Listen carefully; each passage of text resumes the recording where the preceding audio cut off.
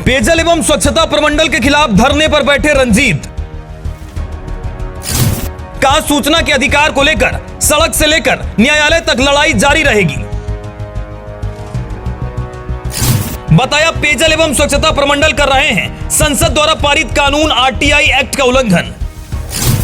रंजीत ने कहा पेयजल एवं स्वच्छता प्रमंडल से सूचना मांगने पर 14,400 रुपये पैसे मांगना गैर संवैधानिक। नमस्कार, आप देख रहे हैं एक्सप्रेस न्यूज। मैं आपके साथ आशुतोष आनंद। एक नजर आप पहले पोस्टर पर डालेंगे, देखिए स्टॉप, और उसके बाद देखिए हाथ में जंजीर लगा हुआ है, उसके बाद करप्शन। मतलब कह रहा है, ये बैनर का कहने का मतलब है स्टॉप करप्शन। लेकिन गोड्डा में कितना स्टॉप करप्शन हो रहा है आप भी जान रहे हैं, हम भी जान रहे हैं। इसी जगह पर आज से कुछ दिन पहले नगर परिषद में टेंडर घोटाले के मामले में जो है अनियमितता हुई थी और यहाँ पर धरना धरा गया था। उसके बाद क्या कुछ हुआ आपने देखा कि किस तरीके से टेंडर को रद्द कर दिया गया है। आज फिर एक करप्शन का आवाज उठा है और हमारे साथ आरटीआई कार्यकर्ता रंजीत जी हैं। इन्होंने इस करप्शन को उजागर करने का काम किया है। क्या कुछ पूरा मामला वो जानेंगे। फिर पेयजल एवं स्वच्छता प्रमंडल गोड्डा के द्वारा सूचना का अधिकार अधिनियम 2005 का उल्लंघन के विरोध में 1 दिवसीय धरना। मतलब आप समझ लीजिए, सूचना का अधिकार भी मांगने जाइए लेकिन अधिकार जो है वो नहीं मिलेगा, उसका उल्लंघन किया जाएगा ये बैनर के हिसाब से। बाकी रंजीत जी हमारे पास है, समाज सेवी है, आरटीआई कार्यकर्ता है।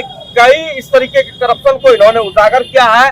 आज बात करते हैं कि कैसे ये कह सकते हैं कि उल्लंघन हो रहा है। नमस्कार रंजीत जी। नमस्कार सभी साथियों को। सबसे पहली बात, जो आपका ये बैनर कह रहा है कि सूचना का अधिकार अधिनियम 2005 के विरोध में 1 दिवसीय धरना, क्यों? देखिए, इस बैनर नहीं कर रही है, ये साथ जो है आपका कार्यपालक अभियंता सर्वप्रथम अपने अधिकारी कह रहा है।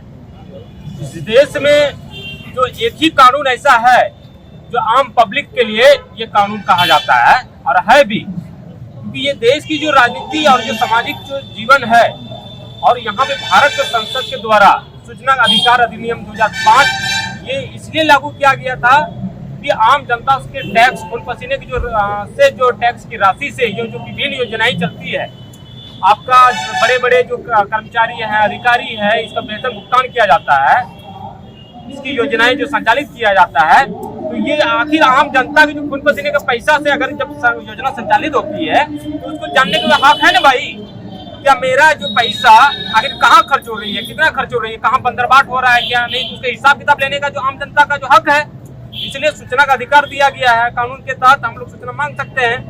तो आपको आशुतोष जी मैं बता देता हूँ कि पेयजल एवं स्वच्छता प्रमंडल में एकदम बंदरबाट हुआ है। क्या शौचालय के नाम पे, हर घर जल नल के नाम पे, और क्या इसमें नावेट के नाम से आपका कई सारा जो भ्रष्टाचार नहीं करते, भ्रष्टाचार छोटा सा वर्ड है, स्कैम हुआ है, स्कैम। तो इस स्कैम के को उजागर करने के लिए हमने पेयजल एवं स्वच्छता प्रमंडल से एक सूचना मांगा था कि आपको जो कितनी योजनाएं, कहाँ आप शौचालय बनवाएं, कहाँ नल लगवाए, ये सारी हम मुझे सूची उपलब्ध कराएं, कहाँ पैसा कितने लोग को आप बांटे, ये हम उपलब्ध कराएं। तो 28 दिन के बाद हमको सूचना जो अधिकारी सहायक अभियंता वो नोटिस देते हैं, हमको सूचना देते हैं कि 14,400 रुपया आप मुझे वापस करें। तो 14,400 मैंने फिर आपत्ति दर्ज किया कि 14,400 क्या चीज का, क्योंकि मेरे जो संविधान में है, नियम में है कि प्रत्येक पेज 2 रुपये लगेगा तो आवेदक होगा। तो मैं कह रहा हूँ कि आप 7200 पेज है आपके पास, और मुझे आप अपने 14,400 रुपये लेंगे। तो उसने हम आपत्ति दर्ज किए, वो मेरा रिप्लाई नहीं दिया। प्रथम अपील के पास हम के बाद प्रथम अपने अधिकारी के पास जा सकते हैं।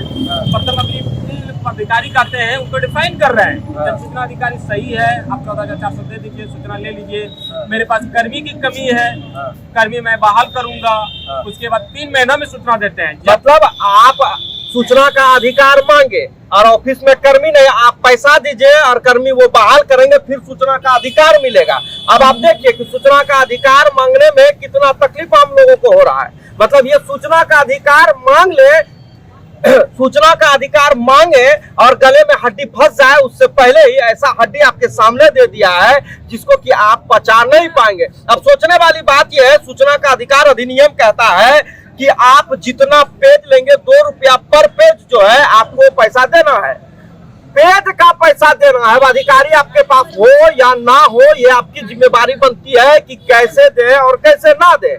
अब ये सबसे बड़ा सवाल है कि आपके पास अधिकारी नहीं है तो रंजीत बाबू आपको पैसा देंगे अधिकारी नियुक्त करने के लिए, यही बात है ना रंजीत जी? हाँ, वो बहाली निकालेंगे। उसके बाद क्या आप कोई इसके लिए भारत जो झारखंड सरकार का भारत सरकार जो नियम है लेबर एक्ट में कि कोई भी स्किल जो व्यक्ति है उसको वेतन देंगे तो आप मिनिमम 17,000 रुपया महीना देना होगा आपको, ठीक है, और अनस्किल को 12,000 रुपया महीना देना होगा। तो फिर 14,000 का क्या मामला? हाँ, तो तीन महीना के लिए वो रखेगा, वो कह रहा है कि 3 महीना हमको लगेगा गन्ना करने में, तो 3 महीना के लिए तो 50,000 रुपया आपको तो वेतन देना पड़ेगा, ठीक है। तो 14,000 का सूचना के लिए आप 50,000 उसको भुगतान करेंगे। आपके पास कर्मी नहीं है, बाल निकालेंगे नहीं करेंगे। जबकि सूचना अधिकार अधिनियम में 30 दिन सूचना अधिकारी के पास मेरे पास समय मिलता है, 30 दिन प्रथम अपने के पास समय मिलता है और 30 दिन हमको आयोग के पास समय मिलता है, 3 महीना। तो अभी 60 दिन ऑलरेडी हो चुका है, 3 महीना और मांग रहा है वो। मैं तो 30 दिन के बाद में जाने के लिए भी योग्य नहीं रहूंगा सूचना आयुक्त में। तो ये कहीं ना कहीं सूचना को नहीं देने का ये प्रपंच जो है जन सूचना अधिकारी अब अपनी अधिकारी का जो रचा है, इसके विरोध में हम लोग आज ये है। और भारत का संसद द्वारा कानून पारित है, ये जो है कंटेम्प्ट ऑफ एक्ट है।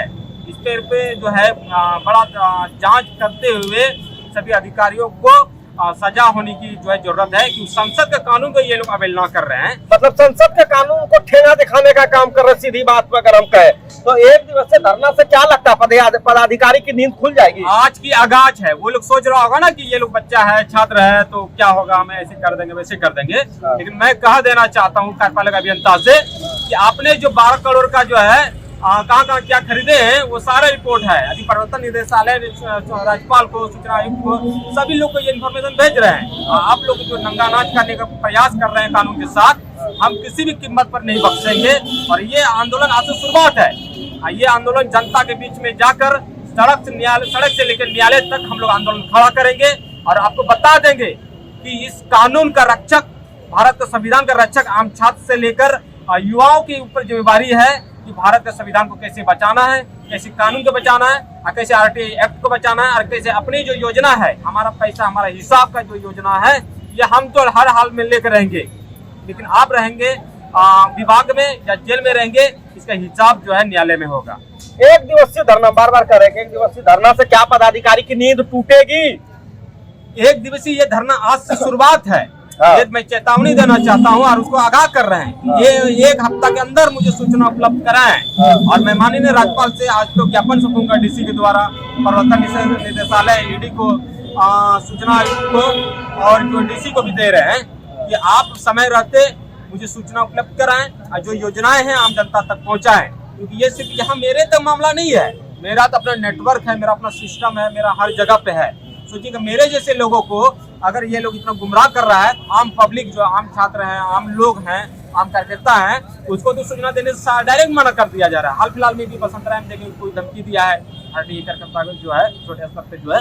तो आप समझिए कि इस तरह का खेल चला जा रहा है कि कानून को ये लागू नहीं कर रहा है, मतलब कानून को आंख दिखाने का काम किया जा रहा है। और ये जो पेयजल को प्राइवेट लिमिटेड कंपनी जो घोषित करने का प्रयास कर रहा है, प्राइवेट लिमिटेड कंपनी के द्वारा चलाने का जो प्रयास कर रहा है, ये तो हम किसी कीमत में होने नहीं देंगे। और सड़क से लेकर संसद तक और न्यायालय तक हमारी लड़ाई जारी रहेगी। और आज से सिर्फ आगाज है, 1 हफ्ता का समय दे रहे हैं। 1 हफ्ता के समय के बाद हम लोग आंदोलन, चरमबद्ध आंदोलन खड़ा करेंगे। तो सिस्टम क्या कहता है और सिस्टम में लोग कैसे दबे कुचले जाते हैं, ये समझने की बात है। जिस तरीके से आरटीआई कार्यकर्ता रंजीत जी बता रहे हैं, सूचना का अधिकार मांगने गए और इन्हें 14,000 का बिल थमा दिया गया है, इसलिए कि स्टाफ की कमी है। स्टाफ के लिए 14,000 पेमेंट कीजिए, फिर 3 महीना का समय आपको देना होगा, फिर जो है इसका जो है जवाब जो है आपको मिल पाएगा। तो समझ सकते हैं कि किस तरीके से अधिकारी जो है अपनी मनमानी कर रहे हैं। ये हम डंके की चोट पर एक बात और भी कहना चाहता हूँ कि पिछले जो चुनाव में किस तरीके से एनओसी बांटा गया है, ठीक है ना, कार्य को लेकर एनओसी दिया गया है, किस नाबेड में जनसंख्या बढ़ाकर पैसा की बर्बाद किया गया है, किस तरीके से एक अधिकारी करोड़ों का घर, करोड़ों का जो है गाड़ी, लाखों का गाड़ी वो ले रहा है। इनकम और सोर्स उसका क्या है, अभी मैं आने वाला समय में निदेशालय को ये भी अवगत कराना चाहता हूँ आपके माध्यम से कि आप लोग पीएचडी पे पीएचडी रिसर्च करें कि एचईडी को पीएचडी करने की जरूरत है और इस पर रिसर्च करें, कमेटी बना के आप लोग छापेमारी करें तो पता चलेगा कि यहाँ पे कितना बड़ा स्कैम है। भ्रष्टाचार और घोटाला नहीं, बड़ा स्कैम है। मतलब पीएचडी जो है स्कैम से भरा हुआ, जैसे रंजीत जी कह रहे हैं। अब एक दिन का धरना था, एक दिन के धरना के बाद जो एक दिन का ये सांकेतिक धरना के बाद जो है 1 हफ्ता का समय दिया जा रहा है रंजीत जी के द्वारा। अब आने वाले दिनों में पता चल पाएगा कि क्या 1 दिवसीय धरना से अधिकारी के कान पर जू रेंगता है, इनको इनका जवाब मिलता है या नहीं। बाकी ये आगे आंदोलन करने के लिए बात है। तो समय है 7 दिन का, देखना दिलचस्प होगा कि आखिर 7 दिन बाद होता क्या है। तो बने रहे हमारे साथ, ऐसे ही तमाम खबरों के लिए देखते रहे